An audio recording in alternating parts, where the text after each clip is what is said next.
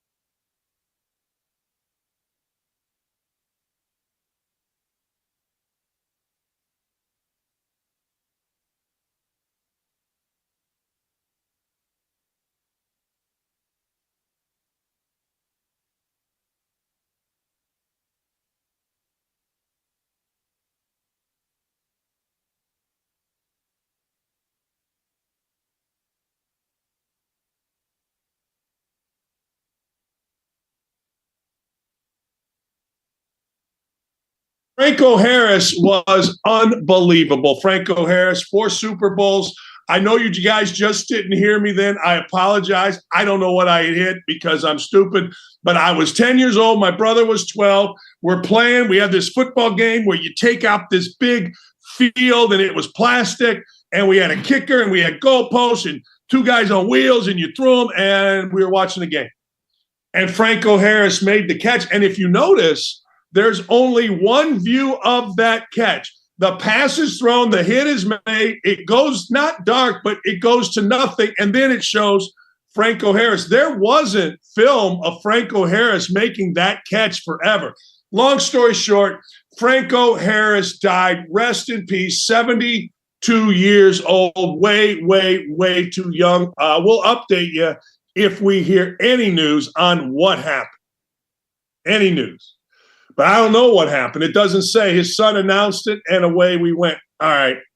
I got to tell you, I put this tweet out yesterday, and this has always bothered me.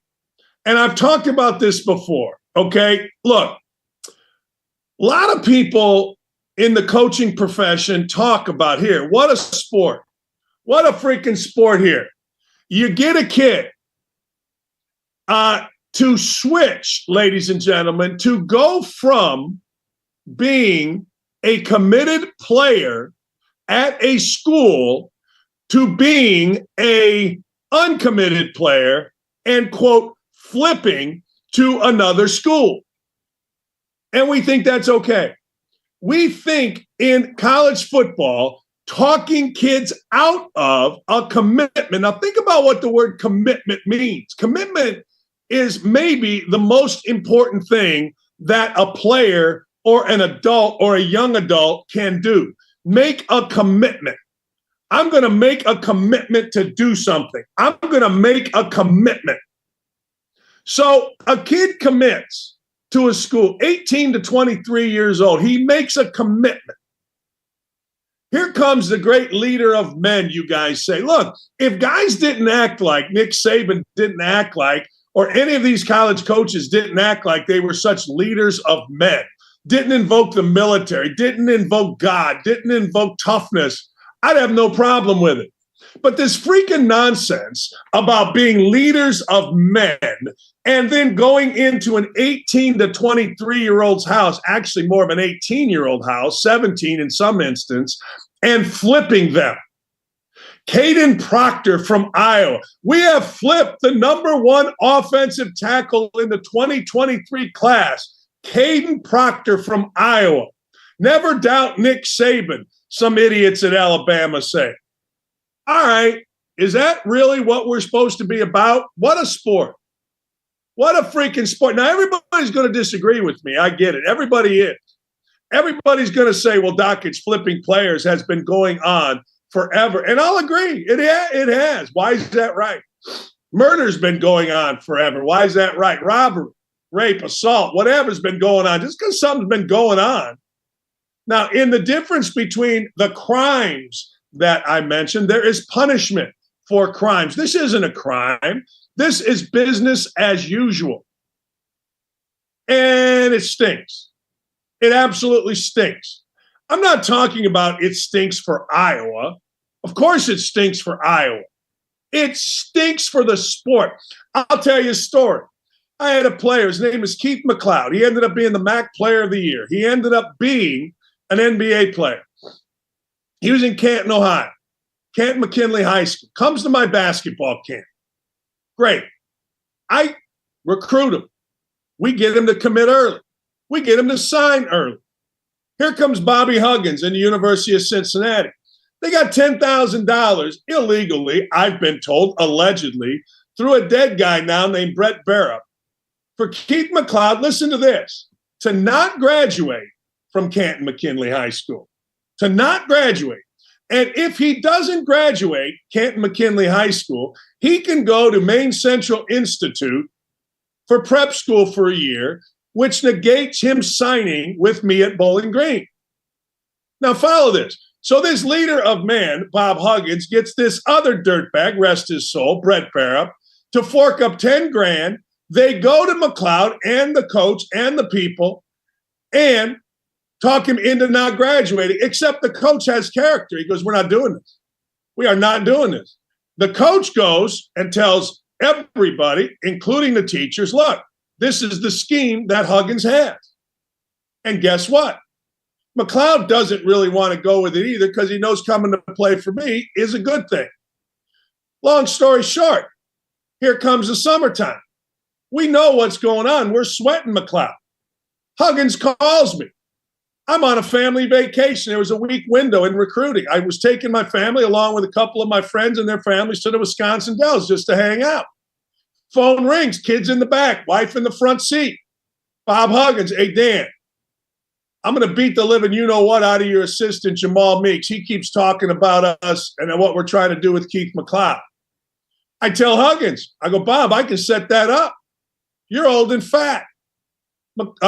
My buddy, my assistant, Jamal Meeks, is young and tougher than you've ever thought of being. So let's set that up. I tell you what, exact quote, Bob, I'll be back in a week. We can meet in Cincinnati. We'll even come to you. We can set it up for Jamal to beat the living you-know-what out of you if that's what you want. Let's do it. And he starts hemming and hawing. Well, that's crap. I go, no, it's not. Brett Barrett set up $10,000 for Keith McLeod to go to Maine Central Institute, and you set it up. That's exactly what's happened, and we are going to expose it because it's crap. So you know what happens then because, well, Huggins and I are both men. We get talking, we get laughing. He comes and speaks at my dinner, and I go and speak at his basketball camp clinic. It's what men do. You got to call people out when they're trying to screw you. You don't wilt. You don't back down. It's what men do. McLeod comes to Bowling Green, gets his degree, becomes an NBA player, MAC Player of the Year. Now he's coach. Huggins, doing great. Dakich, doing great. That's the moral of the story. And every coach has got a ton of those. Every coach has got a bunch of those kind of stories, particularly at the MAC level. Well, now it's different. And football is different, right? Football, you expect your suit and tie, your buttoned up coach. Yeah, man. We're talking about God and religion and the military. Yeah, hey, 18 to 23-year-old, I'm going to get you an extra, 15 or 20 grand. You come to my school. What a bunch of crap. So the next time you see your football coach out there all buttoned up, boom. You know what is interesting about what I'm talking about? What I'm talking about rarely happens in basketball, always happens in football. Like basketball has the scummiest guys on earth. We've seen it. Some have gone to jail. But I got to tell you, it's like an honor among thieves mostly. The story about Huggins, while true, is actually not that prevalent. For some reason, you in basketball announce your commitments. Coaches stay away. I'm having a beer. Urban and I are cooking out. Maybe I've told this story. I get a commitment from a big kid, Southern Ohio. It's in the paper. He says, why? He's the coach at Bowling Green, Urban Meyer. I'm the basketball coach. He's the football coach. We live right next to each other. He goes, hey, why do you put commitments in the paper? I go, well, in basketball, I put a commitment in the paper. People leave the kid alone. Now he's committed to Bowling Green. He says, Urban does, if I do that at Bowling Green in football, that only gets the recruiting started. Meaning the coach at Michigan is going to go, hey, Bowling Green got this kid committed. The coach at Ohio State is going to go, hey, check this kid out. Michigan State, Notre Dame, Indiana, all these different schools. Honor among thieves in football. That's why I love football coaches. Because football coaches can get up there, smile in your face all the time to try to take your place. They're backstabbers. Backstabbers. It's a great song. It's not only about women. Of course, it's about women. But it's also, ladies and gentlemen, you know this, it's also about recruiting. Hell hath no fury like a woman scorned. I got to tell you, hell hath no fury like a recruit that is committed, and here comes the fury. The coaches, whoo, wait, he's going to Iowa? We can get this done. I know a guy that knows a guy that can get to him. The deal now, though, ladies and gentlemen, and you know this, the deal now, of course, is this. Moolah, dinero, scrashish. You know this because now it's legal.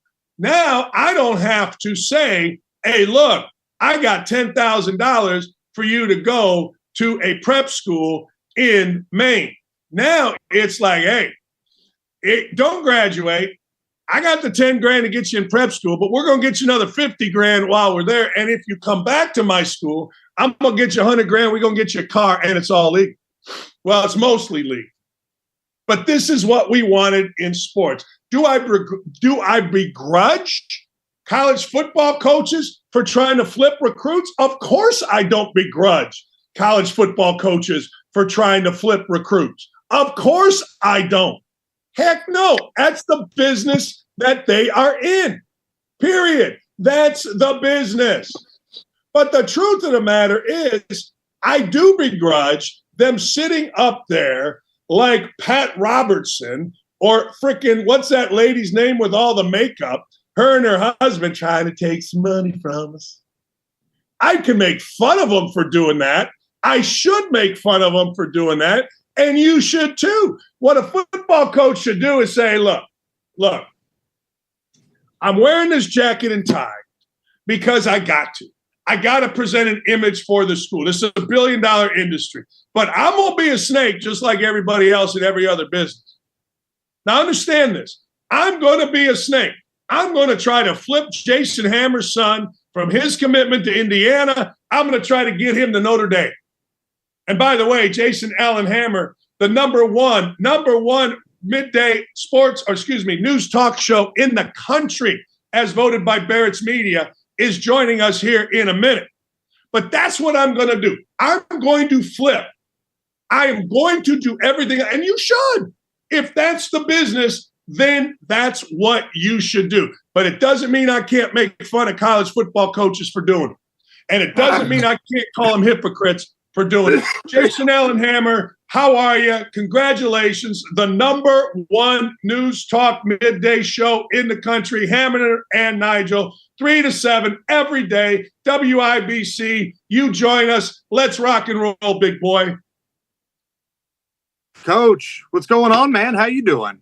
I am doing absolutely spectacular. All right, let's get into a couple of things. One, we got a spending bill here that's protecting every border but the United States border. What the hell are we doing here? This is everything the left said they would do. I don't know why people are shocked about this. Everything they said they wanted to do that we said was a bad idea, that we said was radical, that we said is going to be a detriment to this country, they're doing. And now everybody's flabbergasted. So let's go down the list here. They want to turn Texas blue.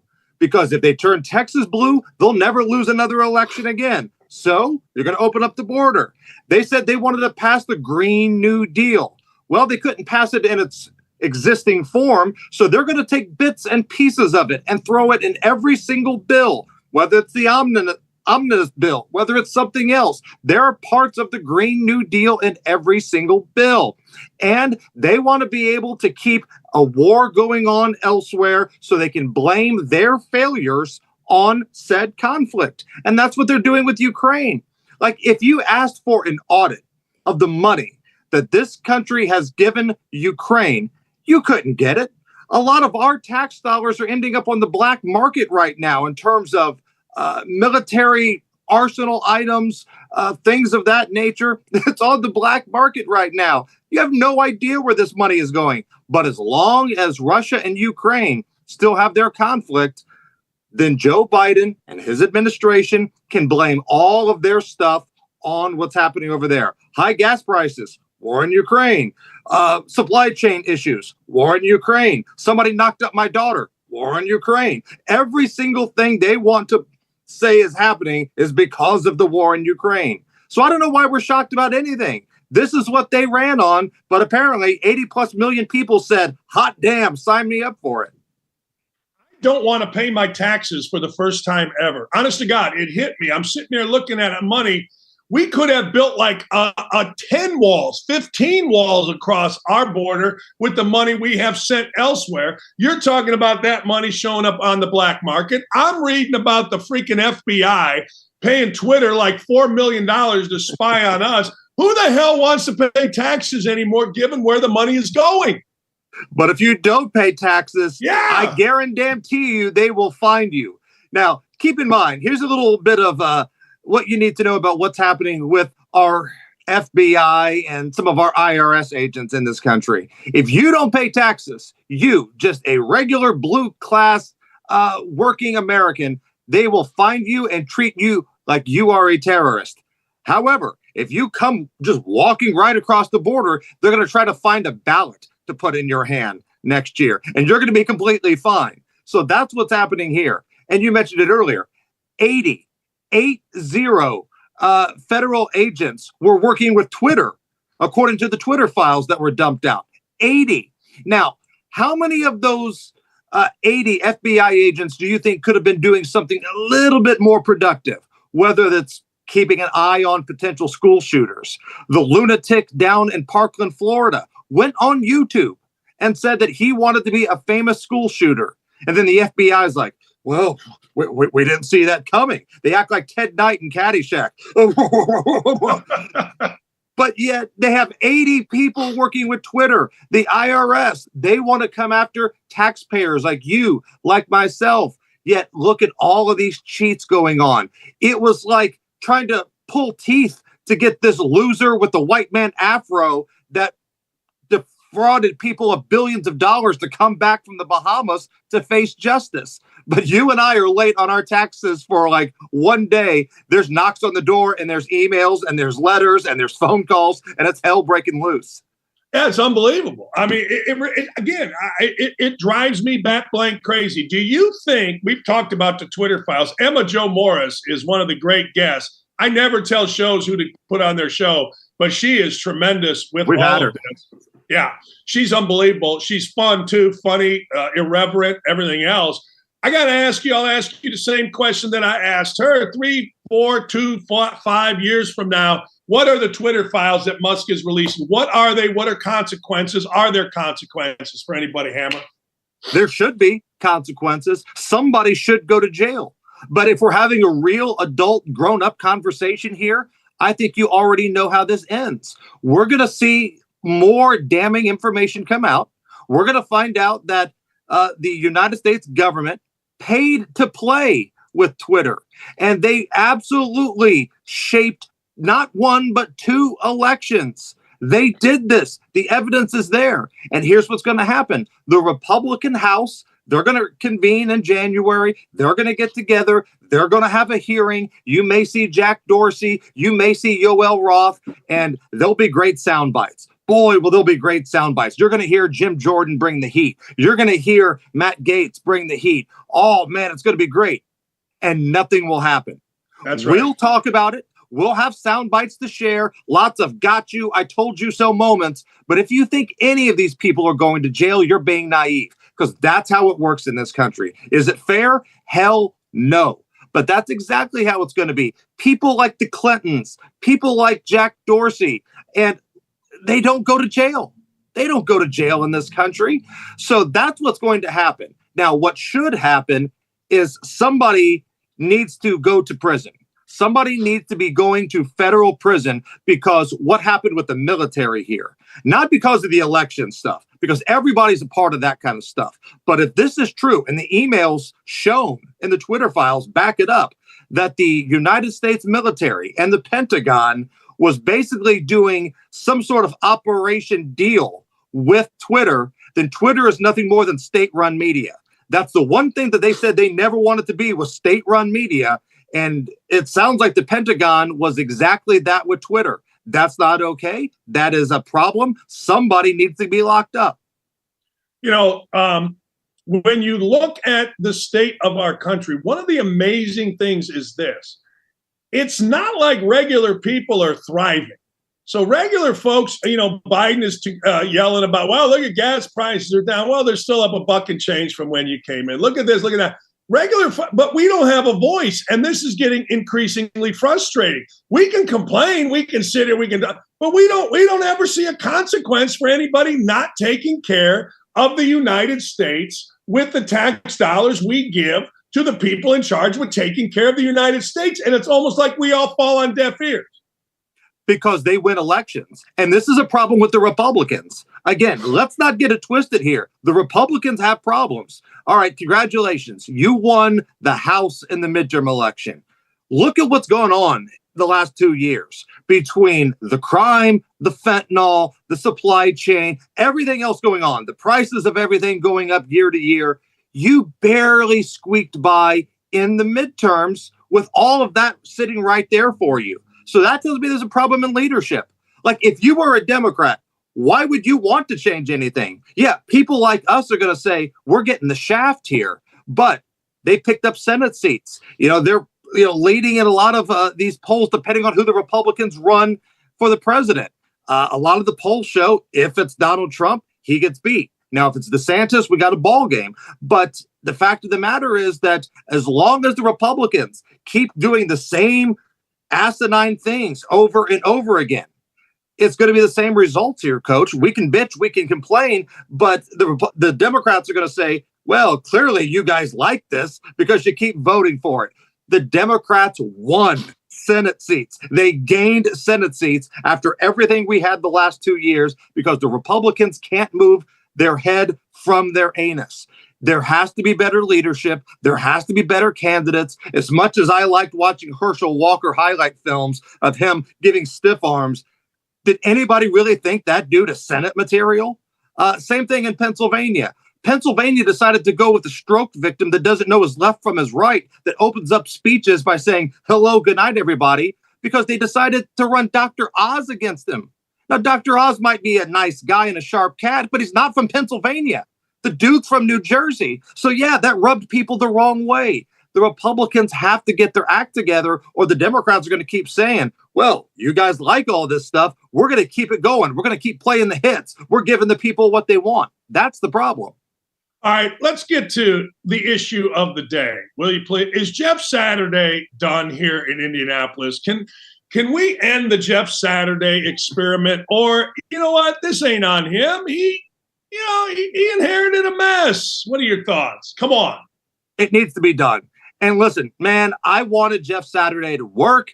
I liked Jeff Saturday. And after that Raiders game, it seemed like a breath of fresh air. Okay, dude comes off the couch, beats Josh McDaniels. I can get with that. But it turns out that it's pretty easy to beat Josh McDaniels, and a lot of people can come off the couch and do that. No, his clock management has been embarrassing. It's been embarrassing. And, Coach, explain this to me, because I know every fan probably says this, and you've been a radio host for a long time. Why are so many coaches so bad with clock management? Oh. People playing Madden video games at home can do better clock management than a lot of coaches. And Jeff Saturday falls into that category. And the thing that rubs me the wrong way more than anything else is that means that somewhere that Bill Cowher is smiling and he feels like he's justified. That snarling mustache having just curmudgeon feels like he's justified in everything that he said. And that makes me want to throw up. Hey, I'm with you on that. I'll give you the clock management. I said this the other day, Hammer. I don't know if you watched Monday Night Football. Not Brett Favre, Aaron Rodgers. Aaron Rodgers gets the ball with 9 minutes to go, 8:57. And I watch this stuff because it drives me bat blank crazy. They never snap the ball with more than 2 seconds on the play clock, ever. They run it, short pass it. They being Green Bay, take a knee on the 2-yard line. They ran the entire 9 minutes off the freaking clock by not snapping the ball with 20 seconds on the play clock. Colts are up 33. They're snapping it in the third quarter with like 20 seconds on the play clock, and I'm screaming, you idiots, shorten the game. 4 corners, Hammer time, 4 corners. And it's not the first time. I mean, how many times have we seen Jeff Saturday butcher timeouts, let a lot of clock run off? It's not going to work. Now, it sounds like, Jeff Saturday could be in the mix for some other role in the organization. He could go back to being a consultant. It depends on what they want to do with Chris Ballard. Now we're hearing chatter that Ballard might survive this thing and come back next year. I don't know. Saturday, I think, is going to have some sort of role, but I don't think it's going to be the head coach, man. Let me ask you this question because you are a reasonable guy, all right? If you are Jimmy Irsay, can you trust Chris Ballard to draft, and can you trust Chris Ballard to give him his not first, not second, not third, but 4th freaking head coach? Would you trust Chris Ballard with that? I don't think he has a choice. Like, if I were Jim Irsay, I would try to find a new general manager. But if you're going to ride the lightning here with Chris Ballard, you don't have a choice. You that's don't what I'm saying. Would you try to find a new one? It depends on who's available, but I would try to find somebody else. Think about this. Look at the AFC South. We're not talking about the NFC East. We're not talking about, the AFC East. This is one of, if not the worst divisions in football. Like the NFC South and the AFC South, both just train wrecks. You couldn't win this division. Look what's happening this year. The Jags control their own destiny. They're 1 game out. If they run the table, they win the division. Jacksonville, all the Colts had to do was not stink. Just be mediocre. Be mediocre, and you're playing meaningful football games in week 17. Maybe you win and get in. Maybe you win and get help. I don't know. But you're playing a meaningful football game in week 17. Chris Ballard and this team could not do that. And I don't know what's happened with that offensive line. There's a lot of money invested in that. There's a lot of first rounders. But all of a sudden, the $20 million man, Quentin Nelson, couldn't block a dead person. It's bad. Everything on this team right now, coach, stinks. All right, let's take a broader view before I let you go of the NFL. I think people in general, whether it's Colts fans, Steeler fans, Chiefs fans, Rams fans, you name it, celebrated a little bit inside, unless they had money on it, when Jacoby Myers of the Patriots made arguably a dumber play than what Chuck Pagano did with the Colts against the Patriots. Seeing the Patriots be so stupid and lose because of stupidity warmed the heart of every NFL fan not betting on the Patriots. Would you agree with that? I was an NFL fan betting on the Patriots, coach. Let me tell you what happened to me this past weekend. All right, so Saturday night. Let's start with Saturday night. I had Bills -6. I got the line early, and I felt pretty good about that. Snow game in Buffalo. The lowest QBR ratings Tua has ever had has been when the temperature's been like below 40. So I felt good about this. Late in the game, Buffalo going in to score. The Dolphins letting them score. My man Singletary goes down at the 2. Doesn't even get the first down. Goes down at the 2. They kick the field goal. I don't cover. So I'm a little surly about that. But there's always the next day. And I had the Patriots +2, which was looking pretty good with about 3.5, 4 minutes to go. And then you give up the touchdown to the Raiders. And then that final play, all they have to do is take a knee or get tackled. I got a puncher's chance in overtime. No, I get beat on that. So as far as I'm concerned, everybody in the Patriots organization can take a one-way ticket to hell. I don't care if it's Christmas or not. Take a sleigh ride to hell because they cost me money in that game. That's what I'm saying. I'm saying if you like, hey, look, I didn't bet on it. I think I was traveling that I saw it, and I'm like, yeah. Even though I like Belichick, even though I think he's a great coach. Internally, it just pleased me. Let me put it to you that, and I know we haven't talked about this, and I'm putting you on the spot. You got a degenerate, or you got anything for this afternoon in terms of gambling? Oh man, who's playing this afternoon? I haven't looked. I don't even know. Don't worry about it. I don't know. I didn't even look. But I know when I got you on, if there's a degenerate, you got the degenerate. But I thought maybe you had one. Don't worry about it. I'll tweet one out on my Twitter, @JasonAllenHammer. I'll give the people what they want. You want a game nobody cares about, I'll give you a pick on it. Damn right. Congrats on the #1 show. Well-deserved. You guys are awesome. Thanks, Coach. I appreciate all your support. Merry Christmas to you and your family. Merry Christmas to you and the entire Hammer clan. Hey, I'm telling you, @JasonAllenHammer, the degenerate special is like Grand Canyon against Gulliford or something, and it hits like 99% of the time with my man Hammer. All right, we come back. I got a lot of headlines to get to, including for you Colts fans. What the hell's happening with Jonathan Taylor? Some dude, and I don't get where this guy can complain. His name is Zach Levine with the freaking Bulls. He's whining. We're going to talk more politics, more sports, and our friend Armando Sagara is going to join us as well at top of the hour. Stay right here.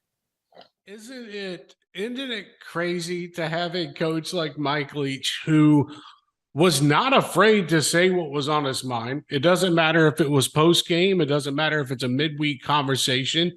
It doesn't, I went back and watched something last night, Jake, and he was talking about student debt and how he would rather spend a month in jail than have to pay off his student debt, and how it hurts society and it hurts the kids and they can't get out of it and whatnot.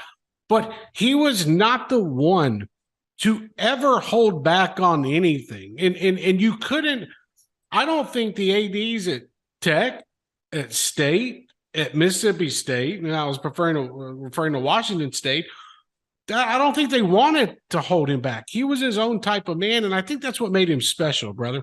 Yeah, no, and that he's an old school football coach at heart too. If you kind of see the way he goes about things, so it's such a unique blend. You could go across the globe, and I don't think find another person that's super similar to Mike Leach and his personality. But yeah, I mean, let me ask you this: if I drove across the country when Joe Moorhead was the head coach at Mississippi State and asked high school football recruits, "Tell me the head coach at Mississippi State," a lot of them are not going to know that it's Joe Moorhead, but those same kids that wouldn't know, if I would have driven through during his tenure, would have known that Mike Leach was at Mississippi State. He was in the new world of branding and NIL. Mike Leach was his own brand. I mean, Trey, I got the very fortunate privilege of being able to interview him 4 times within a 2-year span. Yep. And every time, the interview was always special to me, but the audience always enjoyed it because, yeah, we'd talk football. I'd talk about Will Rogers or what they had going on in the air raid. And, does he get tempted to run the ball more than he typically does, and schematical and structural things like that. But I mean, we talk about Pirates. He told Cone how to train his toddler son with a laser pointer to get him to do drills. It's just with Mike Leach, it was always genuine and it was always authentic.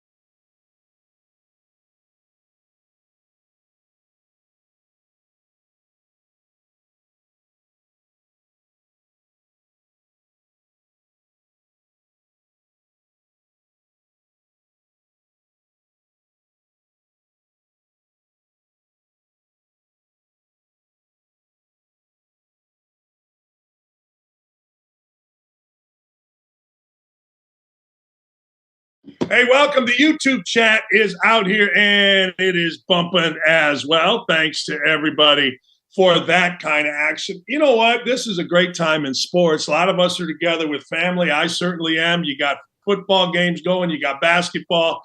But one thing I did not actually anticipate was controversy, I don't know, in the free agent market of baseball, like of baseball. How would you think about that?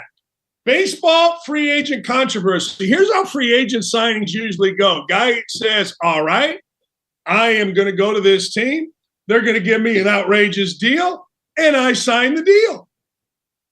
Isn't that normally how it goes? And if you're in basketball, well, then the deal is stupid money, and it makes everybody else jealous. I remember when my friend Pat McAfee was watching the free agent signings when he was still playing with the Colts. He was watching the free agent signings of basketball, and he tweeted out, hey, NFLPA, get like the NBA PA. Look at the money that they are getting. Well, we had a stunning turn of events in baseball. Carlos Correa, who is terrific, he was supposed to go on a massive 13-year, $350 million contract to guess where? San Francisco. He was. That's where he was headed.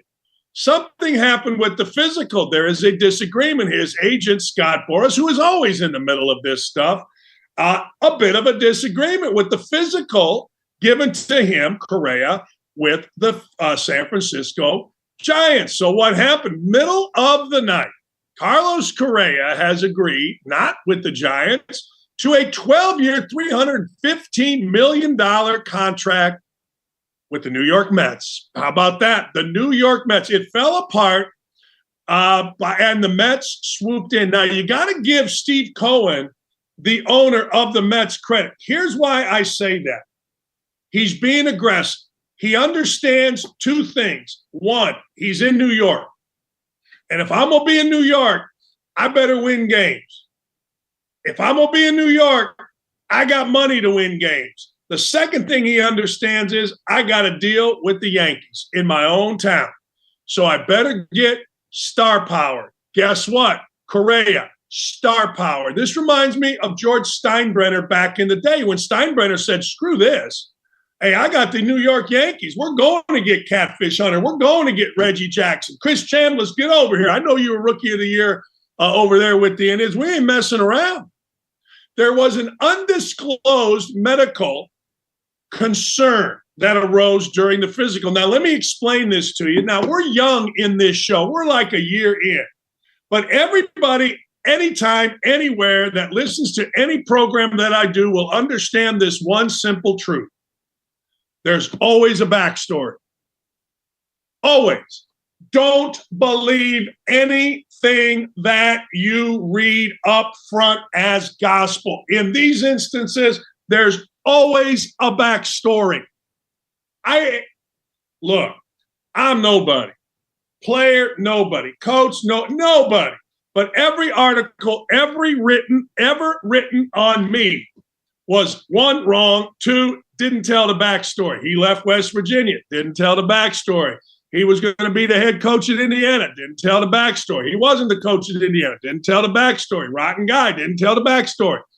Backstory. So I'm not buying the medical concern at all. I'm buying a convenient excuse for Carlos Correa to get to New York. That's what I'm buying. Let's be honest. San Francisco, while a really good organization, really good, it's not New York.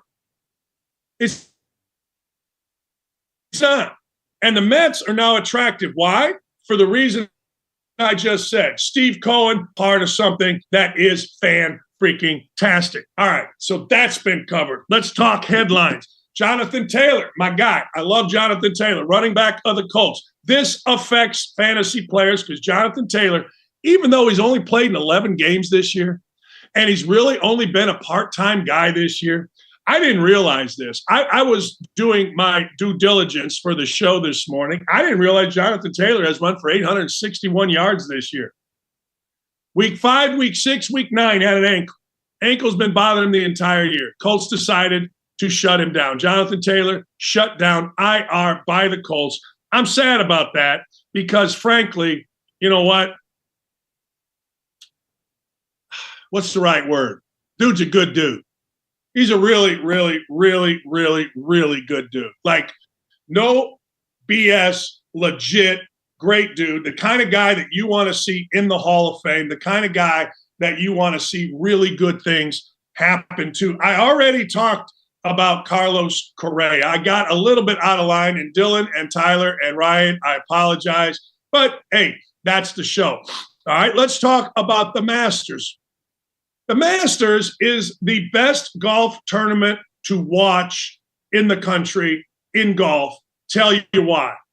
If you are a golfer or you are a golf fan, you know the holes. You know 13, you got a birdie, even though they changed it. You know 15, you got a birdie. You know on Sunday, they're going to put the pin over here, and if you hit a shot, it's going to go down the hill, and it might go in the hole.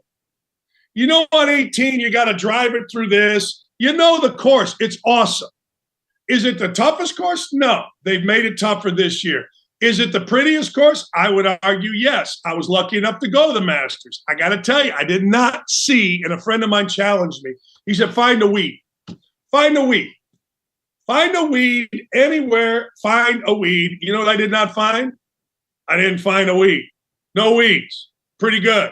Anyway, long story short, the Masters. I like what they did. They invited the 17 live golfers. For those of you that don't know, the Live Tour is the Saudi Tour. A lot of guys left, including Cam Smith, Phil Mickelson, Brooks Koepka. And the PGA Tour is the other tour that you're used to seeing. All right. The Masters said, hey, look, this is what we're going to do. We're going to abide by our rules. Our rules say these 17 guys, Mickelson, Cam Smith, Koepka, DJ, Bubba Watson, Sergio, they're all in. And I'm glad about that. Look, politics in sports bores me. Politics in sports makes me lift the leg. I got gas. Plain and simple. Gives me gas. Gives me angina. I don't even know what angina is, but it's an old Jewish term. You're giving me the angina. Anyway, it does. So I don't care about the politics. I don't care about Tiger Woods and his sanctimonious self along with what's-his-face, Rory McIlroy, telling me that Greg Norman should leave the lift. I don't care about any of it. Play golf. Fat, ass, seat, watch, bet, fun. That's it. That's all we should be doing. So good for the Masters. Good for them putting this in. I applaud it. Yay, rah. Go, fight, win. And don't ever screw that up, including you guys at the U.S. Open. Hey, guess who's back? OJ's back. For those of you that don't understand the significance of O.J. Simpson, June 7th, 1994, you can look it up. O.J. Simpson, after allegedly, at least proven in civil court, that he murdered Ronald Goldman and his wife, Nicole Brown Smith Simpson, whatever. She got murdered because of a jealous rage. Ronald Goldman, got murdered because allegedly, again, I'm sure there's a backstory, he was bringing her glasses from a restaurant called Mezzaluna. Simpson was there, lost his mind, went on the attack. It became a chase. June 17th, 1994, white Bronco going down the street, cops all over, people siding with OJ. He was going to kill himself, blah, blah, blah, blah, blah. But here's what you maybe don't understand. Before this, O.J. Simpson was a beloved icon. To this day, in airports, if I see somebody running, I say to myself or out loud, go, O.J., go, or run, O.J., run. We were talking about this last night. Were we not, Lee? Yes. Run, O.J., run. And then I catch myself and I go, oh, wait, you can't say that anymore because you're supporting a murder. You know what I'm saying? You can't do it. You got to go, O.J., go. No, wait, no, I didn't say that. But O.J. Simpson, the isotoner gloves, which is ironic. And then there was a lady named Marcia Clark.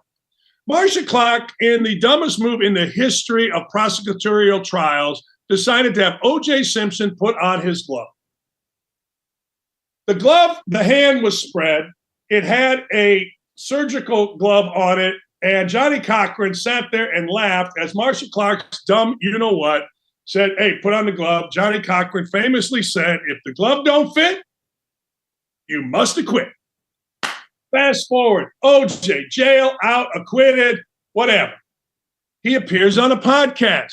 O.J. Simpson swears he's going to find the murderers. He's not going to rest. Well, when last seen, O.J. Simpson was on, I don't know, a golf course. O.J. Simpson was on, I don't know, Twitter. But O.J. Simpson was on a podcast the other day, and let's hear from the great one, the great O.J. Simpson. Are you upset that the killer of Ron and Nicole was never found? Right now, I'm not going to discuss any of that. All right? Yeah, I think that's a pretty obvious question, but I'm not getting in that. I'm not going there. You don't think that they're still out there? I'm not going there. If I will give him this, that's not a terrible answer. I think that's a pretty obvious answer. That's not a terrible answer. That's the answer that one should give. I think it's an obvious answer because if he didn't do it, which if you've read any books, including The Mad Jacker, what's that guy's name? Jeffrey Toobin. I read his book, really good book. And then he became the Mad Jacker at CNN. But I don't know what to tell you. Before he became the Mad Jacker, he wrote a good book on the O.J. Simpson trial. I've read so many books on this trial that if Simpson didn't do it, first he did. There's no question about it. But if he didn't, that's the right answer.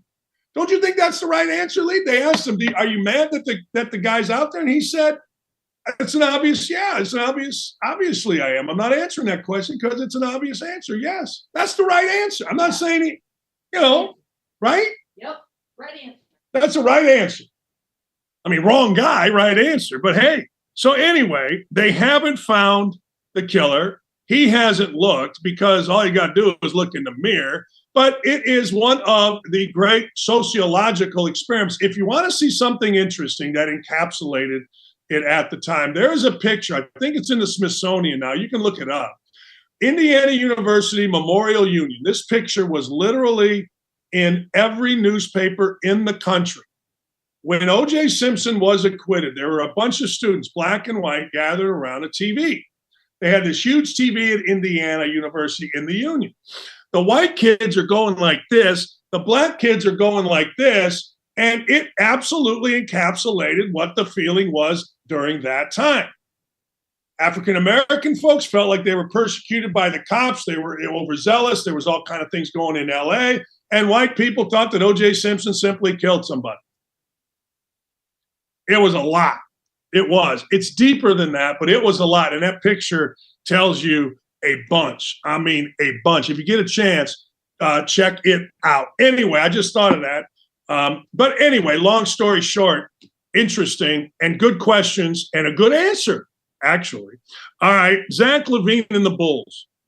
When you drive up I-65, up to my hometown, from Indianapolis north, and you get to, I go by mile markers. My parents taught me about mile markers, and it's driven me bat blank crazy ever since, okay? It drives me crazy. But anyway, relative to mile markers, you get about 250. Zach LaVine, this guy that plays for the Bulls, is all over. And it's some medical company. His agent apparently did a good job. That's the only way, other than a slam dunk contest, that anyone would ever know who in the Sam hell Zach LaVine is. But Zach LaVine is apparently mad at the Bulls. Now, here's why this is interesting and on our show. On Sunday, Zach LaVine's teammates, after giving up 150 points the Bulls did, had to be separated. They were throwing hands. They were in the locker room. LaVine wasn't having it. His teammates weren't having it with him. They were throwing hands. Here's what I like about it. Yesterday, next time they played, guess what happened? Bulls won. Bulls won. They beat the Heat. Levine ain't happy. Teammates aren't happy with him. DeRozan and Levine don't get along, but this is what I'm trying to tell you, adult men. Adult men can argue, they can scrap, they can get after it, they can get angry, they can fight, they can cuss, they can scream. But you know what? Adult men don't sulk. Adult men just go out after the argument and boom, they play. Do you remember the fight scene between the two cowboys in Yellowstone, or the fight scene between Beth and the gal that's stooping her dad in Yellowstone? Do you remember those scenes? Those scenes teach you about the way the world should be. Men, go be men. You got to duke it out verbally, duke it out verbally. You got to duke it out physically, duke it out physically. Pull each other up, shake hands, and walk like men. That's what locker rooms should, and it's no different for women. Beth taught us that. They beat the crap out of each other, and guess what? Now they understand. Now they respect. Now they can get forward in whatever it is they're trying to do moving forward. It's the way of the world. That's why people always say to me, aren't you mad that guy wrote something about you? No. It's the way of the world, baby. I expect people to come at me in this job, and I'll come at that. It's no big deal to me. It never has been. It never will be. Yellowstone taught us that. So, Levine, I love this. They're not getting along, DeRozan and Levine. They're not playing. They're mad. They're going to throw hands. Well, guess what? Guess what? They threw their hands and they went out and won. That's what I'm talking about. Every single human being that knows Matt Ishbia loves him. Loves him. You're asking me, who is Matt Ishbia? Matt Ishbia is a former walk-on at Michigan State. Matt, his brother, involved as well, went apparently to law school with Clay Travis. Matt became this billionaire, financier. Matt just bought, listen to this, for $4 billion, the Phoenix Suns and the Phoenix Mercury. It is supposed to be completed coming up here in the near future, maybe by May. Don't know. Robert Sarver was the former owner of the Phoenix Suns. People got mad. Robert Sarver's mean. Robert Sarver's misogynist. Robert Sarver's this, that, and the other. That's fine. Sarver had to sell. I said, don't sell if I'm Sarver, because everything is crap. You can look at Draymond Green punching people. I don't want to hear about workplace violence. I don't want to hear about it. Anyway, $4 billion. That's the sale. This guy, Matt Ishbia, was a walk-on at Michigan State when Mateen Cleaves and Antonio Smith won it, or Smith didn't, but the Flintstones won a national championship. So I was talking to my friend Dane Fife yesterday about Matt Ishbia, and here's what he had to say, and this is what resonates with me. He said, yeah, you know, Matt takes care of all of the guys that he played with. If you have paid attention to any of it, you know that Mateen Cleaves and some of these guys have gotten into some types of trouble. All right? Well, Ishbia and Antonio Smith, who was a player there, I think was homeless for a bit. Ishbia decides, I'm going to take care of those guys. That's what I like. He's worth apparently $4.7 billion. His brother Justin is worth $2.1 billion. This is a record for a sale. This is a record in the NBA. And what I like about this is that by every account, Matt Ishbia is a great dude. Great dude. He started this company selling mortgages in 2004, barely broke even through 2006. And then he said, screw this. In the 2007-2008 financial crisis, his company wasn't issuing subprime loans. When they collapsed, the bigger outfits for issuing subprime loans, the Ishbias scooped in, and by 2009, we're loaning out more than $2 billion. And next thing you know, boom. Good people being smart, making money is what I like. Great for the NBA. Great for Phoenix. Great for the Phoenix Mercury. And great for those of us that want to see good people involved in sports. That's what I think should happen in damn near everything. I'm not talking about good people that the media deems good people. I mean, let's be honest. You saw Amari Stoudemire get arrested the other day. Look, there's a guy on ESPN, Harry Lyles, Jalen Rose, Amari Stoudemire. They're going to get a new show. Hell, Lyles been arrested DUI for Rose. Now this guy, hey, and media will tell us what great guys these are. They ain't great guys. There's a difference between the media telling us who great guys are and who are actually great guys. Ishbia's great dudes. That is fantastic for the NBA. Our last thing on Ishbia. He has damn near had to beg Izzo to take his money to pay NIL deals. And Izzo isn't taking his money for NIL deals. I like Izzo. I get in an argument with Izzo 5 years ago. Go back and look up Izzo just crushing me. We went back. We MF'd each other. That's right, we did.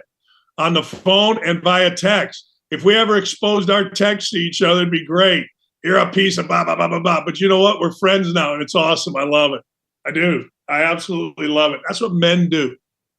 What we're doing on this show, we're bringing men back. Not you whiny little weasels. We're bringing men back. All right, speaking of men, Armando Sagara, who is, according to Jennifer on our YouTube chat, the happiest man in America. He is going to join us when we come back. We must discuss a couple of things. We must discuss the NFL. I've got to get into this. Do the freaking Miami Dolphins have a great path? Are the Cincinnati Bengals the best team right now in the AFC?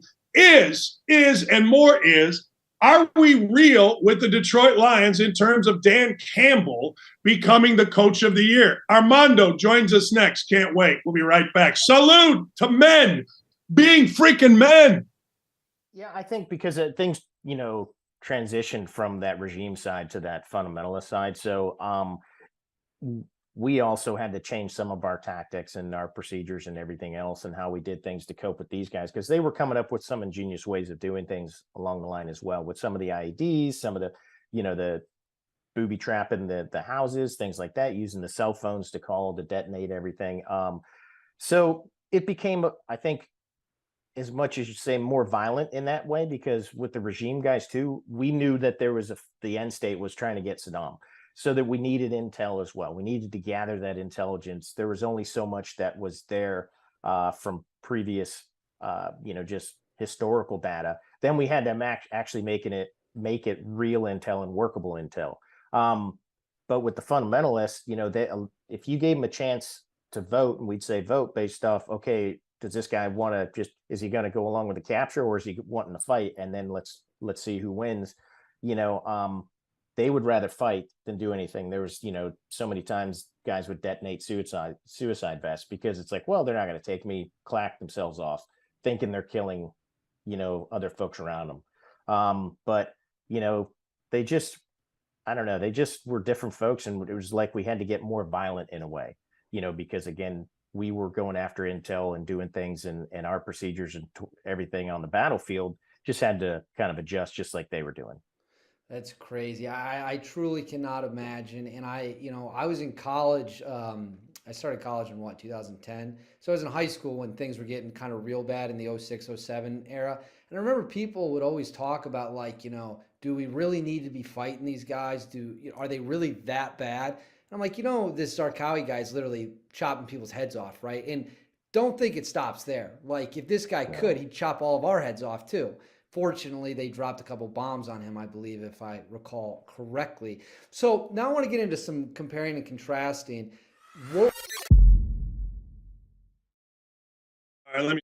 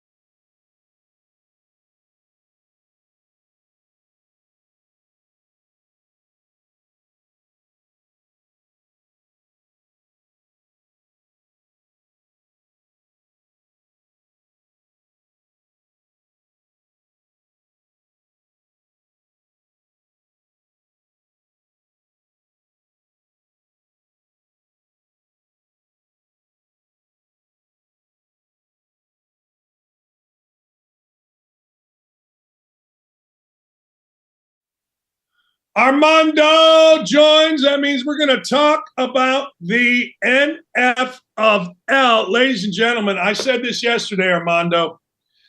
It was a thing of beauty to me what Aaron Rodgers did the last 9 minutes. They held the ball. He snapped the damn ball with a second to go on the play clock. It was brilliant. You've covered this league forever. Why is clock management such a pain in the you-know-what to coaches? Why can't they have somebody there helping them figure this out? Because a lot of the times you have very young offensive coordinators that aren't great at it. You saw that with the Buffalo Bills early in the season when they played the Miami Dolphins. They basically beat the Dolphins up and down the field, but at the end of the game, they couldn't get off the field and line up for a field goal in time. And of course, Ken Dorsey went bananas in the booth. You've got young coaches that aren't good at it and aren't smart enough to hire somebody to game manage on their behalf. I've seen multiple times where new or young coaches realize that is my weak point.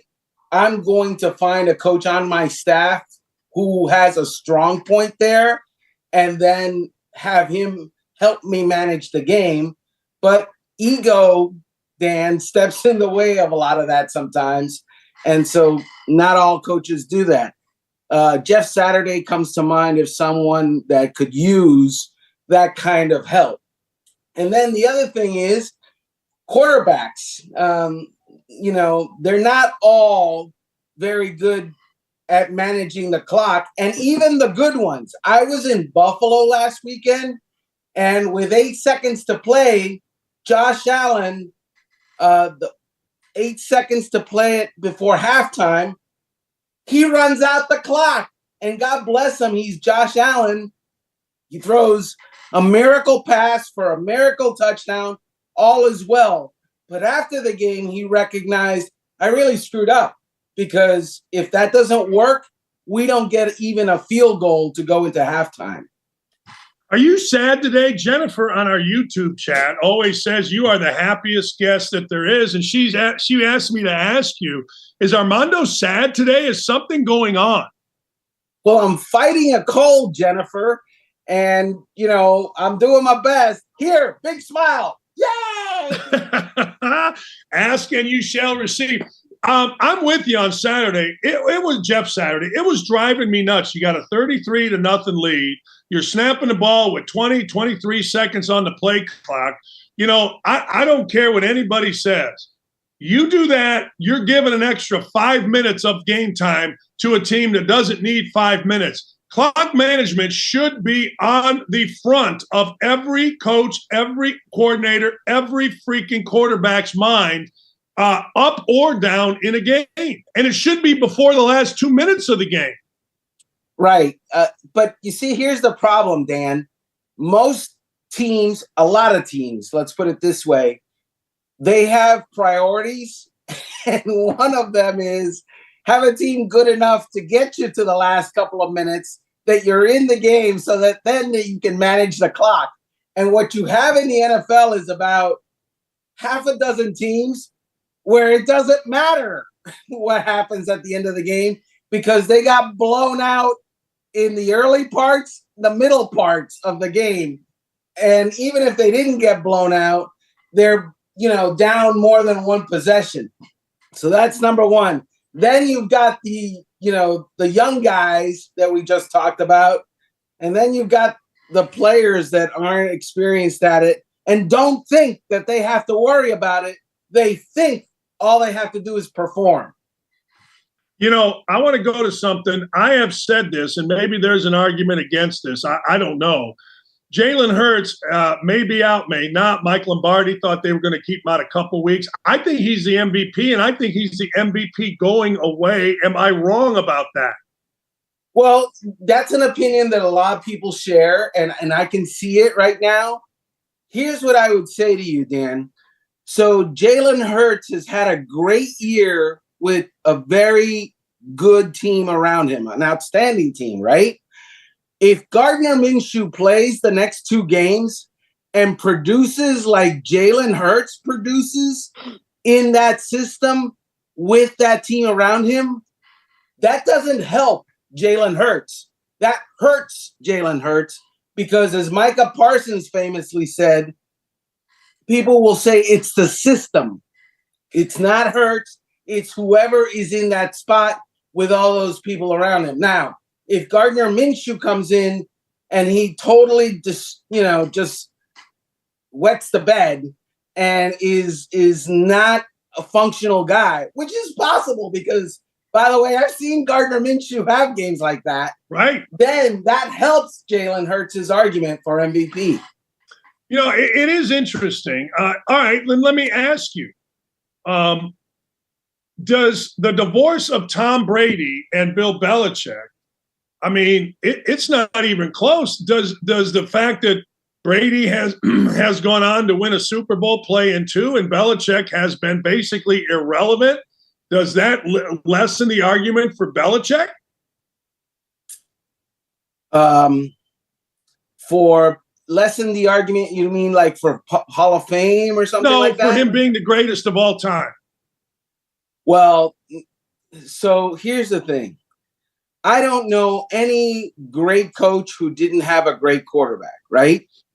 You look at every single great coach in the Hall of Fame, there's a great quarterback tied to that dude. The measure of greatness in a coach has been and always will be, what did you do with everybody else? And did you maximize quarterbacks that maybe weren't great? And I'm going to steer you to, you see that background back here? Back here? The Miami Orange Bowl. There was a guy once upon a time named Don Shula who worked here, and he went to the Super Bowl with David Woodley. David Woodley went to the Super Bowl with Don Shula. That's amazing because David Woodley was not a good quarterback. Okay. Bill Belichick, who did he go to the Super Bowl with, not named Tom Brady as the head coach? Oh, nobody. So with the greatest of all time, you're pretty good. You're darn good. Without the greatest of all time, you're kind of middling. And that wasn't a good look last week when your players in a tie game against the Las Vegas Raiders on the final play of the game lose their minds and start laddering the football back and forth, and it gets intercepted / fumbled, and all of a sudden Chandler Jones is running over the quarterback and scoring a touchdown for the walk-off win. Not great of a look for the head coach who is supposed to prepare his team for those situations. It looked like they thought that they were down. It looked like Jacoby Myers thought we're losing here. And you know what? It is interesting because Jacoby Myers was one of the guys that was critical of Belichick and the coaching staff when they were going back and forth with whether Mac Jones was starting. I got to go in your place right there, Miami. Give me your thoughts on the Dolphins, Tua, as we sit here right now. Well, they've lost 3 in a row, so that's my first thought. Right. What the hell's going on with you people? That's my second thought. And my third thought is they're still the 7th seed. Look, I don't know if they're going to make the playoffs or not. It would be a disastrous and, epic collapse if they don't. But, I think that they will because I look at the teams behind them and I don't see a surefire team that's charging hard to getting into the playoffs. New England is behind them. The Jets are behind them. Jacksonville is behind them. Las Vegas is 2 games behind them. Which of those teams suggests to you we're going to win the final 3 games and we're going to be awesome and the Dolphins have no room for error? None of those teams to me are consistent. None of those teams to me say we're going to make a move.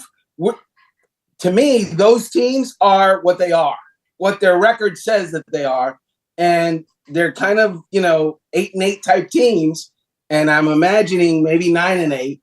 I'm imagining that's where you'll see them.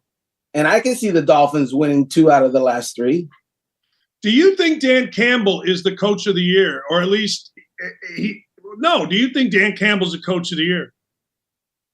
Well, I mean, kind of like the guy in Philadelphia. He's 13. Not bad. Yeah, not bad. Yeah, pretty good. Nick Sirianni's done a pretty good job now. Not bad. Yeah. He's got talent, but he's put that talent in the right place. And I wouldn't say to you, it's funny how narratives change. The narrative at the beginning of the year was, well, they're going to put talent around Jalen Hurts, and we'll see what happens with Jalen Hurts. We don't know if he's good or not. And if he's not, we'll replace him after the year. I know that Howie Roseman, the general manager, said that to people. Now the narrative is, Jalen Hurts is an MVP, and this is great. Well, someone developed Jalen Hurts from being a guy that nobody was certain about to being an MVP candidate. And that person is Nick Sirianni. I agree with you. I don't disagree. I think sometimes when a team plays like they have played throughout the year, we kind of take for granted the job that the coach is doing. And we look for somebody that started poorly, and yet, like Campbell, is making a move. I don't disagree with you even a little bit. I want to go to something off because this is going to affect people, or off the field. This is going to affect people. Is there any concern? We used to get the Sunday ticket on DirecTV, and now the Sunday ticket is up for, and now YouTube TV is coming in. I am old, but I try to keep up. Is YouTube TV having the Sunday ticket a major issue for the NFL? Is it good? Is it bad for customers like me? What is it? All right, so it's good for the NFL because YouTube will probably pay more than anybody else. Yeah. And so let me see. What business wants to go with someone paying less than someone else who's out, obviously offering to pay more? Nobody. Right. Nobody. So there's that. Is it good for you and me and the millions of other people who want to watch Sunday Ticket? I know this. When I watch the Amazon live stream, I'm not a big fan of live stream because I put it on my television and I monitor the game. There's this website that has play-by-play of every game. It's an NFL website. And the television is a play or two behind the actual action. We've all heard that television has a 7-second delay. This is like a 47-second delay, sometimes, a minute. And when you're talking about the NFL, they run a play every 30 seconds. So, it's problematic for me. And anyone that wants the action when it actually happens, they're going to see that streaming is not great. Maybe the technology catches up, but at this point, it's not there. It's funny you say that because I like to look at live betting during NFL games on DraftKings. And on the Thursday night game in particular, DraftKings is so far ahead of what the game is. Like, I'll tell my wife, there's going to be a good play here, right? Or I'll tell my wife, there's going to be a bad play here based on, minus 120 to minus 350. It's interesting you say. Now, I'm a big fan of live streaming because that's where I'm making my money right now on live streaming. But I get exactly what you're saying, Armando. It is too far behind, no question about it. Well, you just said no question about it about 30 seconds ago. Right. No, you're right. I get it. Yes. But here's the thing. With your show, people are tuning in. There is no alternate website to tell them what you're saying in advance of what you say. with the NFL, there are websites that give you the play-by-play as it happens, the betting, as you mentioned, as it happens, and that is frustratingly behind what the actual action is. Franco Harris was a guy that when I was 10 years old, I know exactly where I was, and the Immaculate Reception happened. There wasn't really, as we've seen, there's only one camera angle, and they didn't even have that. They had to find that camera angle. He passed away, one of the all-time great runners. I'm so old, I remember him and Lydell Mitchell at Penn State, for crying out loud. What are your thoughts on the passing of 72-year-old Franco Harris, Armando? Well, obviously, it's terrible for, all of us, really, that are NFL fans and love the legacy of the NFL. More and more today, young people don't think about legacy and what came before. They're only worried about their phones, what's on their phones, and what's happening now on Twitter or social media. And they don't even have conversations with each other. They text. I grew up in a generation where people talked, and it was the Immaculate Reception. It was the Oakland Raiders being great. It was the 72 Dolphins being perfect. It was the 80s, and Dan Marino had the afro, and disco was big. All that. That's when I grew up. So obviously the passing of Franco Harris is terrible. Look, 72 years to me feels kind of early, but that generation definitely is passing. I know for a fact every single coach on the perfect season Miami Dolphins, 1972, the same year as what Franco Harris did that Immaculate Reception, every single coach on the 72 perfect season Dolphins is dead. And 16 of the 48 players are dead. So this just in, people get old and die. Not happy about that. Now that I turned 60, I'm not happy about that. 72 seems like a toddler to me. It seems like, what was interesting? He was interviewed just yesterday by Chris Russo on Russo's Mad Dog Sports Show. You know what? The whole idea of, embrace life is just such a incredible deal. Last thing before I let you go, because we're getting close, Armando. Black Monday, where coaches get let go. Are we going to see? I don't necessarily. This guy's going to get fired. Are we going to see more patience with coaches, particularly a couple first-year guys like Hackett, maybe Kingsbury? I don't know. Or are we going to see impatience with coaches a few weeks from now? Yeah, I'm not feeling a whole lot of patience in Denver. No. Nathaniel Hackett has stepped on one landmine after another. And let me see. They're 4-10. Is that good? No, it's not good. That's bad. And it's not just bad. It's like embarrassing bad in the way that he's managed it and done things. Early in the season, we didn't know that, obviously Russell Wilson was a diminished player. And so he decides to take the ball out of Russell Wilson's hands, especially in that first game, and tries to kick like a 68-yard field goal or something like that in the first game. Ridiculous decision. Later on in the season, when we know that Russell Wilson is diminished, he puts the ball in Russell Wilson's hand. And his defense is, I'm always going to put the ball in Russell Wilson's hand.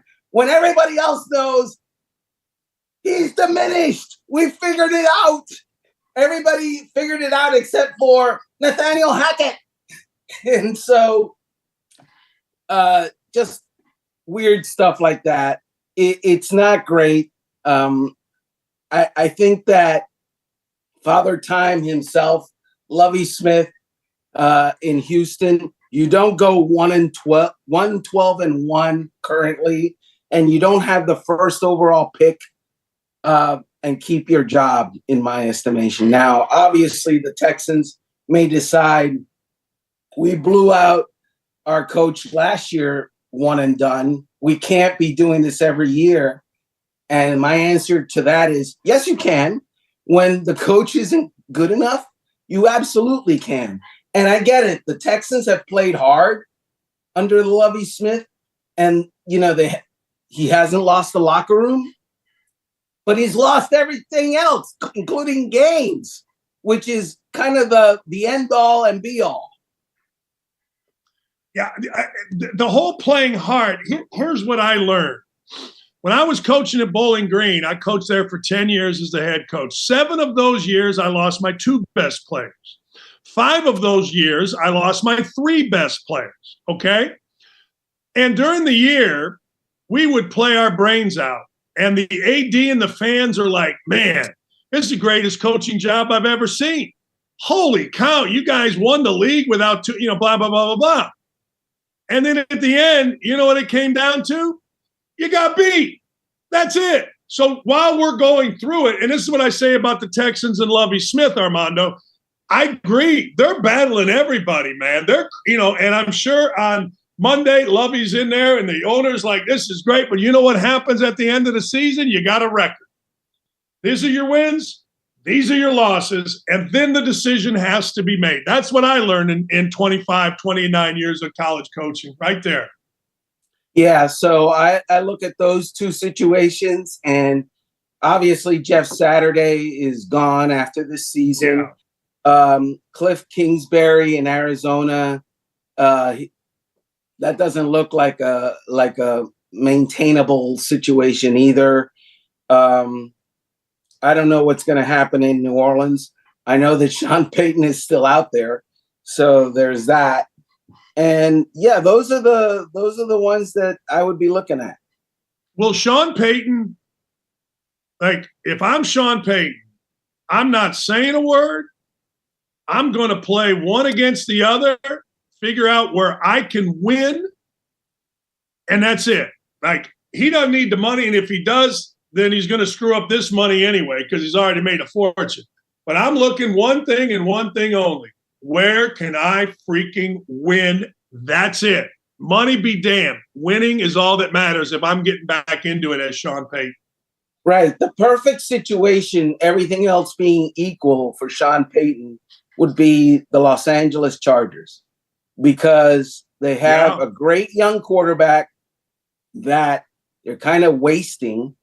They're a middling kind of team that's 8-6, and they have talent to be better. The problem is the Chargers don't love to pay. And you mentioned the money not being a big deal, except that it's a big deal to Sean Payton. Yeah, probably. I'm saying it wouldn't be if I were him. It wouldn't be. You're going to make a ton. I want to win. I don't. This is like my last shot here, right? I got to go. Hey, Justin Herbert, that's my guy. Let's go. That was how I'd look at it. Right. All those other places that we've discussed as possibly being coach openings, their quarterback situation is not great. Right. I mean, maybe Arizona where they have Kyler Murray, if you believe in Kyler Murray. I'm not a big Kyler Murray guy. And so if you think that you can turn him into something, help him reach his potential, then fine. Sean Payton has experience with shorter quarterbacks in like Drew Brees. Right. But Houston doesn't have a quarterback. Denver has a 34-year-old. I'm not seeing a whole lot of there for Sean Payton to step in, have his quarterback, and turn that thing around like he did in New Orleans. I totally agree. And I'll be honest, and I don't know anything about it, but it looks to me like Kyler Murray is not a great guy to deal with on a day-to-day basis. Now, I don't know. I'm talking about from a coaching standpoint, when you got to put in the studying thing, regardless of whether that was right or wrong, the thought that you got to put that in. And I'm thinking of it as a coach. You know what I want? I want Peyton frickin' Manning working out wide receivers the day they're having their introductory press conference, at 6 a.m. Or I want, whoever. I want Jalen Hurts out there squatting 6,000 pounds because he works harder than everybody. That's what I want. You know what I mean? Now, I don't know Murray. I just know that when you put that 4-hour ridiculous thing in, there's a reason they wanted to put that in, is all I'm saying. Yeah, it's been a ridiculously terrible season for the Cardinals, aside from their record. And you mentioned the homework clause that suggests to you that the organization didn't trust Kyler Murray, right? You look at Kyler Murray's, lack of durability, which is a thing now. You look at the fact that he's had moments where he turned on his coach in public, openly, on the sideline. Players have turned on each other. You had the general manager stepping away under curious circumstances. You had the coach that went to Mexico and got fired, supposedly, allegedly, for groping somebody. It's a situation where the whole thing needs a revamp. And I think that a Sean Payton type of revamp would serve them well. I agree with that. I do. I think you're absolutely right. And again, you mentioned it. He knows how to use a quarterback regardless of size. He doesn't need the big, Justin Herbert. He can do it with different guys. Armando, let's get better, my friend. We'll take NyQuil, DayQuil together. We'll do shots of whiskey. What the hell? I mean, we'll just figure it out and get better, Thank you, Dan. Thanks, brother. All right. Yeah, under the weather. I'm under the weather. My mother-in-law, actually, and yesterday, I go, look, it's about 4 o'clock. I feel like crap. I go, let's have a little bit of a snort. And that helped. I got a What the Hell Wednesday. I didn't know who Salt Bay was. Do you know who Salt Bay is? Chris Chiefsaholic is a maniac. We got all kind of stuff going on here. All right, stay right here. We got a show for you that never quits. College football's in trouble. There's a lot of people trying to keep it from happening. I think it's a general consensus across the college football landscape. We want to play football. College football is a huge part of the fall. It's a huge part of Americana itself. It just really felt like people in the country needed college football to just feel a little sense of normal. Big news from the Big Ten as the conference releasing its 10-game football schedule. We go home thinking that we're going to be practicing the next day. Everybody gets a text, stay home, everything's canceled. Big Ten fall football season has been canceled. We just believe collectively there's too much uncertainty. I guess what I'm trying to understand, though, Kevin, is that was the same position you had 6 days ago. The Big Ten is an unmitigated disaster. There was a ton of confusion. There was presidents saying one thing, there was coaches saying another. Players had to be silent, coaches had to be silent, ADs had to be silent.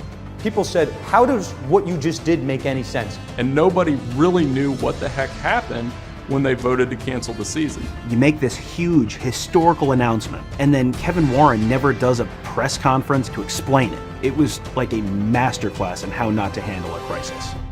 The word really that was lacking in all this is transparency. It felt like a lot of stuff was happening behind closed doors. Even today, we still don't know what occurred. So you don't tell us parents, that's fine, but you're not telling the young men that it affects. We have to make a decision to save the season. What about the history books? What about the rivalry games? What about Paul Bunyan's axe? How is that not going to go to a team this year? This is a failure of epic magnitude. The Big Ten presidents and leaders should be held accountable for the disastrous decisions that they're making. Then the commissioner doubles down, saying his decision will not be revisited. And that's the point. It felt like a war was declared on the Big Ten and Kevin Warren. Everything turned political. Because if this is medical, then you would have stopped the game of football a long time ago. I think the Big Ten leaders will tell you that they probably made a mistake in hindsight. If I had the chance to do it all over last year, I would make the same decisions that we made.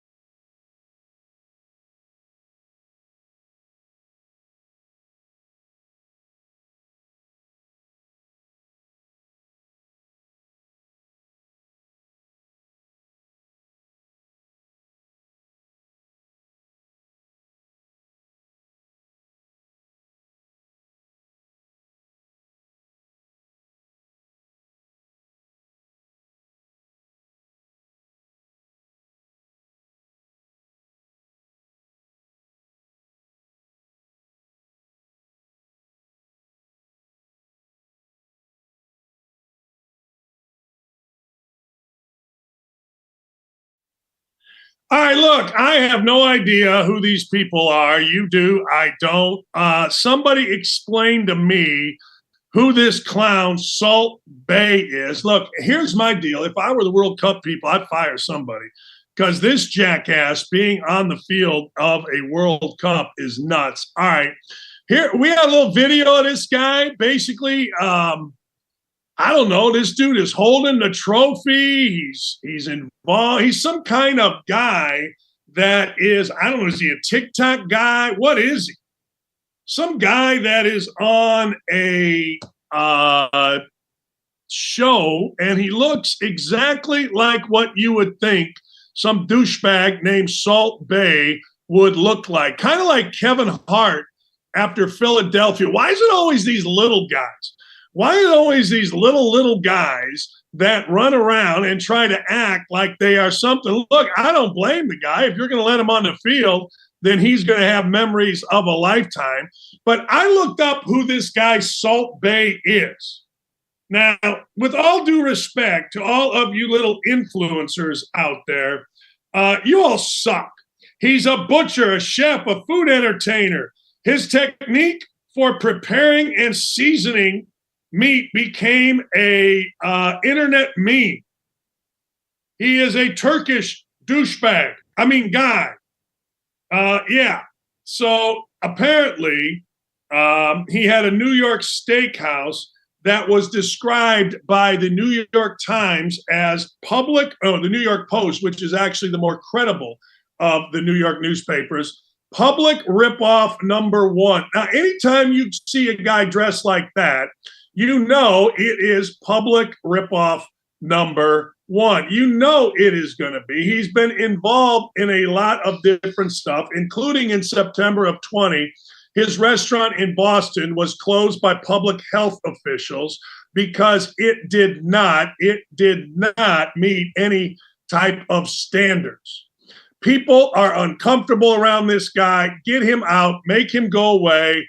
I'm going to make a little rhyme. Make him go away. I don't care for Salt Bay. And I'm sorry, I'm very sorry that I actually gave this idiot a couple minutes of our precious airtime. I'm not happy with it. I'm not happy with it at all. Anyway, all right.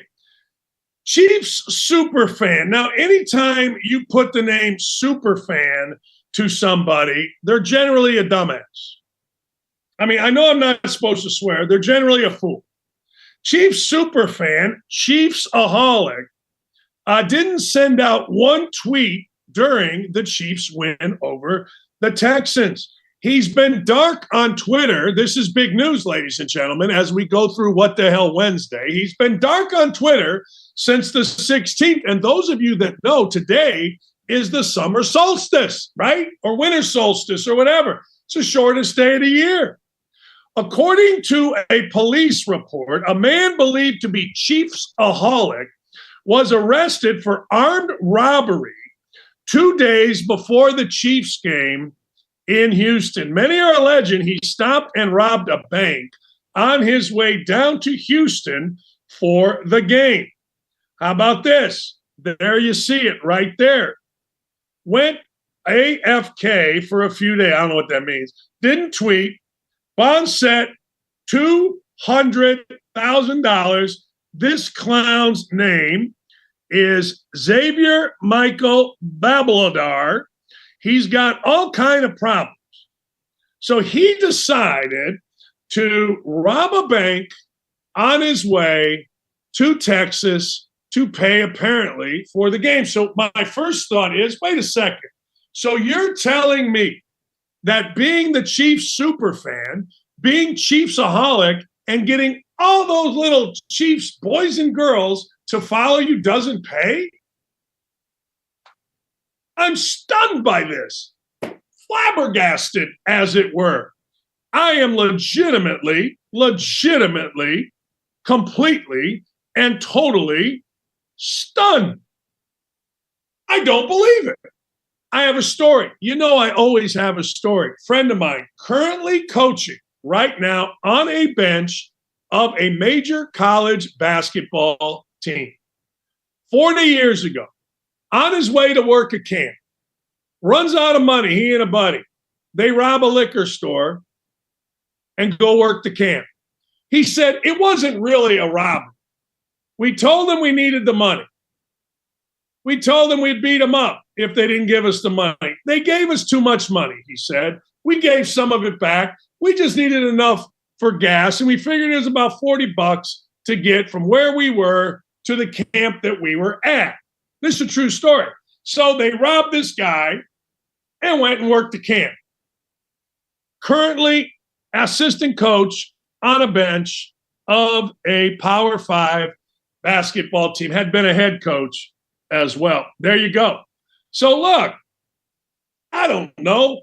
I don't know if you think it's good or bad, but I cannot believe, I'm stunned that it doesn't pay to be Chiefsaholic. I'm surprised that a guy would need money when, hey, he's the Chiefsaholic.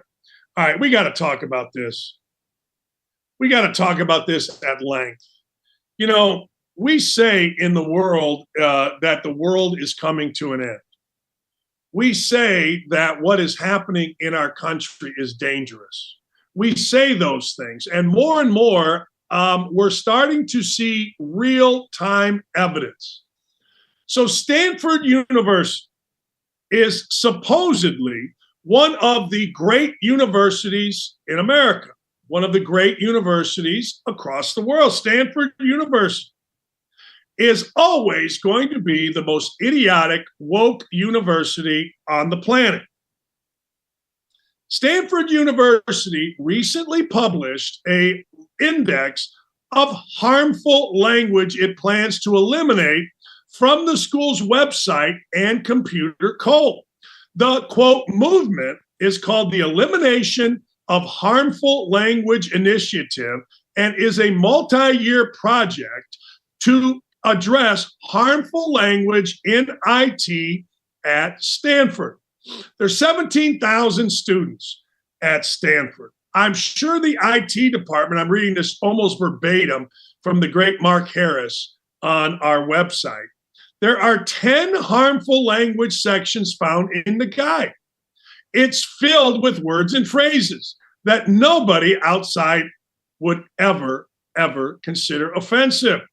The word Karen is being eliminated and replaced with demanding or entitled white women. The word American is harmful. The word American is harmful. They would rather use the term U.S. citizen because American simply refers to people from the United States only, thereby insinuating the United States is the most important country in the Americans. Pro tip, it is. In other words, according to Mark Harris, Stanford, a university located in the United States, does not believe the United States is the most important country in the Americans. See, I would argue that point. I would bet Stanford does. They just don't want to tell you because it would hurt others in the Americans' feelings. And as we all know, we must worry about feelings. Oh, feel it. Is this amazing? Tuition at Stanford is $55,000 a year for this stupidity. Don't think for a second, Mark Harris writes, that there isn't some young professor with multiple pronouns working out of a broom closet at every other university around the country pushing for this same movement to take over their own school. Wouldn't it be great? Wouldn't it be awesome if somebody just simply came out at Stanford as the president and said, this is the dumbest crap I've ever heard. We are Americans. We live in the United States of America. I don't know. Or if people said, you know, you're so against the United States, you're so against America's Stanford, then I am not sending my child to Stanford. But a lot of people would have to do that. Or if people said, you know what, I would do this as an employer. In fact, I am making this a narrative on this show. We will not employ anybody that graduates from Stanford starting with this incoming freshman class. This show is going to be on for like 30 years. I'm going to be doing it when I'm 106. And we will not employ anybody who comes out of that ideology. We are born and made in the USA. We think America is not only the greatest country in the Americas, but we think America, United States, is the greatest country in the history of the world. Now, if that offends you little bedazzled phone, blue-haired fat ass, then good for you. Go be offended. I don't want to hear about it. It's like a friend of mine would tell his wife, you're mad at me? Good. Go over there and be mad at me. I don't want to hear about it. That's how I live my life. Wait, you're upset? Fine. I'm going to go golfing. I will not hire anybody from the incoming class or in the current class, anybody from Stanford for our show. Don't ask us. Don't beg us. Sue us if you'd like. I will look at your resume and say you were at Stanford starting now, actually, December 21st, 2022. Were you at Stanford? Yes. I'm not hiring you. Why? Your ideology sucks. You've been brainwashed. You're too stupid. If you don't believe in America, I can't hire you. There, I'm making the announcement. So those of you at Barrett's Media, the Indy Star, and of course, Awful Announcing that follow this show like it's your job, write it, print it, book it. Nobody from Stanford starting right now will be hired by this show ever, period. Unless, of course, you can come in and show how, with written evidence, you denounced the stupidity that is Stanford. We expect stupidity all over the place. We expect the dumbing down of our society. So next, police officers in Atlanta arrived to investigate a shooting. But the crowd doesn't want any white officers investigating into shooting, and they bully the officer. What a world we have. Racism in any form should not be tolerated. And every one of these dumbasses that is doing what they are doing should be arrested for obstruction of justice. It's literally that simple. You're going to see the video here where people are pushing a white police officer away. These are racist folks. These are folks that have no sense of civility, and they should not be tolerated as people interfering with an active police investigation, and subsequently, they should be arrested. It's literally that simple.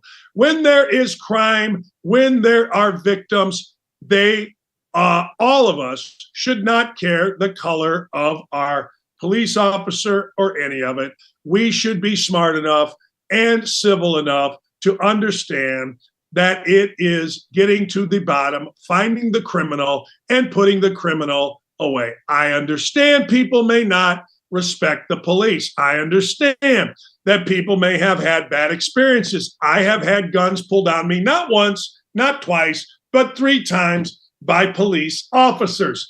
2 times, absolutely deserved it. 1 time, not so much. Cop pulled me over on a dark road, put a gun right in here because I passed him on a double yellow and I smelled alcohol on his breath. The other times, what are you going to do? They stopped, surrounded our car. I was actually the designated driver. My buddy opened the door, beer can, he dropped. I was picking him up from a bar at Franklin College, and the police pulled shotguns all around the car. 3rd time, police stopped us in Homewood, Illinois. They thought our van was fit the description of a van that had been in robbery. We were, in fact, a bunch of high school kids that had gone to play hockey at Homewood Flossmoor. They opened it. I spit out some chew. It hit right on a cop's newly shined shoes. They drew their guns. I put my hands up. Hey, man, check whatever you want. And I hear people say, well, yeah, if you were African-American, you'd have got shot. No, had I been a jackass and fought with the cops, I would have gotten shot. So this cannot be tolerated. I like, yay, Rod, go fight, win. You don't like white people, but we all must learn to live together. That's it. That's all I'm saying. And if we can't, and it's fine. If you can't live with you You can't live with you. That's great. But when you interfere with a police investigation, then you've gone too far, and people must be arrested for obstructing a police investigation. And if people get mad about it, hey, what are you gonna do? What are you gonna do? That's just the way the world works. All right. I agree. Look, I'm hearing myself talking. I'm like, I like what I'm saying here. I don't know. You can't, hey, I don't want a black police officer coming into my, well, shut up. I don't want a white police. It's stupid. Stupid. I don't want to hear it. Quit being stupid. We got to get to the bottom of crime, and we got to get people back and put them in jail that are causing particularly shootings. I think it's time to put people that are shooting in jail. All right, a three-legged buck named Tripod. In Oregon, residents were not, but got tangled up in the lights while decking the halls like another buck. I don't know what this is. Oh, so this buck got tangled up in Christmas lights, and they had to go and remove the lights from the buck. All right. There you go. I don't know. I don't get it. I'm interested in it, but not really. I got to tell you. I want animals to roam free. There's all kind of deer. Leave the deer alone. And thank you for getting the lights off the deer. Where I live, you go down. There's a lake. There's woods around my house, my neighbors, and there's deer all over. I like it. Other people don't like it because the deer get in your hostas. Give a rat's about my hostas. Set the deer free, ladies and gentlemen. Set the deer free. All right, who's our woke-a-dope of the day? We need somebody really stupid, because I feel like in our society these days, the dumber the better. I would argue that the idiots in Atlanta that don't want the white cop there, they would be woke-a-dope. I understand that by using the word idiots, I open myself up to racist claims. I don't care. If white people did it, they'd be idiots too. But if cops are coming to investigate a shooting, you let the cops do the work. And if you don't let the cops do the work, get your ass in jail on an obstruction charge. We got a woke-a-dope coming. It's nice that some people, idolize me and put me up on a pedestal, but I don't get impressed by that. I never have.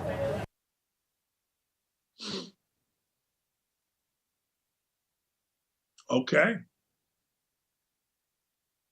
All right. It's nice that people idolize me. All right. Okay. Can you imagine? I just want you to think about this for just a second, okay? Just a second. Can you imagine, regardless of how the question was asked, can you imagine saying that publicly to the world? Because let's be honest, when you are Fauci and you are speaking behind a microphone and you are involved in a press conference, okay?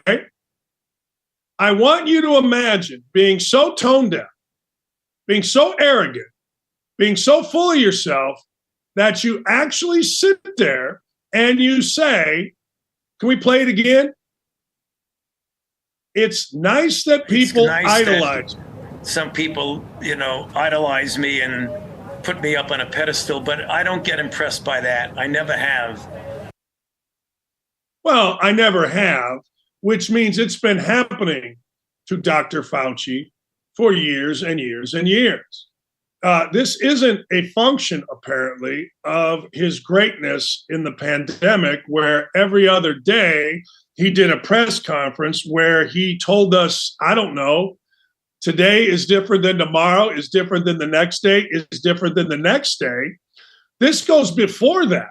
Now, I'm sure in the medical community, given the fact that Dr. Fauci became the number one person in the government to talk anything disease, his title, his status is massive.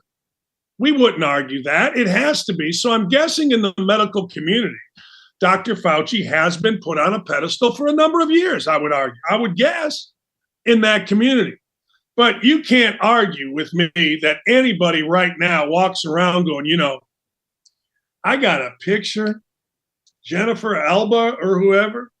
I got a picture of Elizabeth Hurley at 57, and I got a picture of Fauci. These are the people that I think are the absolute freaking best. Yeah, I do. Those are my guys and gals. Just imagine, for the sake of argument, saying that. Just imagine. That's where you're going to go. That's what you're going to say as somebody in the medical field that is leading all of us. Yeah, look, everybody idolizes me. I don't care. It's idiotic. It's stupid. It's ridiculous. But hey, it is what it is. These are the times that we live in. Good for Fauci. Happy for him. He's never been impressed by it. And away we go. Mike Leach was put to rest in a memorial yesterday that a lot of people were tweeting out. And Mike Leach, if you don't know, the coach, at Mississippi State, had been at Texas Tech, Washington State, all that kind of stuff, was a one-of-a-kind guy. Mike Leach was an easy guy to like because he had that folksy common sense where when he said something, it just made sense, whether it was the ridiculousness of student loans, whether it was his offense, whether it was about pirates, which he seemed to love. And yesterday, well, Mike Leach, again, was put to rest, and a lot of people showed out. A lot of people showed up. I had a chance to talk with Urban Meyer real quickly off the air about Mike Leach and what a great, great guy Leach was. You know what? It's a one of a kind. I opened the show by talking about the dishonor in the coaching community. I opened the show showing a tweet where Alabama fans are celebrating Nick Saban being able to, quote, flip an 18-year-old from his commitment to Iowa. He flipped him, and people went, yay. So in the world that we are currently living in, 18-year-olds are taught, you see the tweet right here, 18-year-olds are taught, hey, you make a commitment, but it's only as good as the next offer you get. What a sport. Legendary leader of men convinces 18-year-old to back out of a commitment, and it is celebrated. You see Torres on Bama. Bama, we did it, baby. We flipped the kid from Iowa. Yeah, that shouldn't be celebrated. It shouldn't be.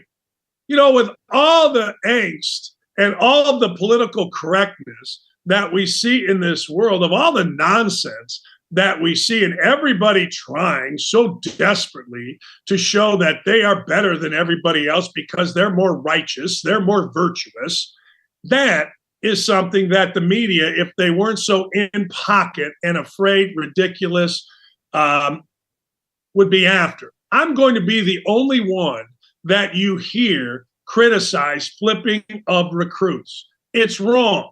It's stupid. It sends the wrong message. You've got a lifetime to recruit this kid from Iowa, Nick Saban. You've got everything you need to get a lineman from Iowa to come to Alabama. You didn't get it done. Iowa beat you.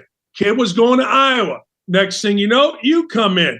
And the kid, I'm sure, felt enormous pressure and love and money to go play for Alabama. I don't blame a kid for going to Alabama. I never would. I don't blame a kid for going to Iowa, particularly as a lineman. Linemen get drafted like every year. There's some big, thick ankled left tackle from Iowa that gets drafted. They sell that in their program. They sell it big time. But I'm so tired of a sanctimonious media trying to judge all of us. I'm so tired of sanctimonious coaches wearing their little suits and ties. I'm so tired of hearing about God, religion, the military. The military doesn't try to talk you out of an 18-year-old out of a commitment. Honest to God. College coaches do. And it's wrong. And it should be addressed, but it never will because, well, we live in a world of gutless media. Think back to all of my media friends, Pat Forty and others, that covered women's swimming. They wouldn't touch it. So many media, particularly white guys, are afraid to touch anything. Me, I'm not. That's why I'm here. All right, Fauci's glad people idolize him. I'm glad people idolize me, damn it. And how couldn't you? Dylan and Ryan and Tyler and Aaron and Haley, thank you guys so much. Hammer Time joined us. Armando joined us. Outkick 360 coming up at 3 o'clock Eastern. Enjoy the rest of your day. I'm going to put on my thong and go tanning. See ya.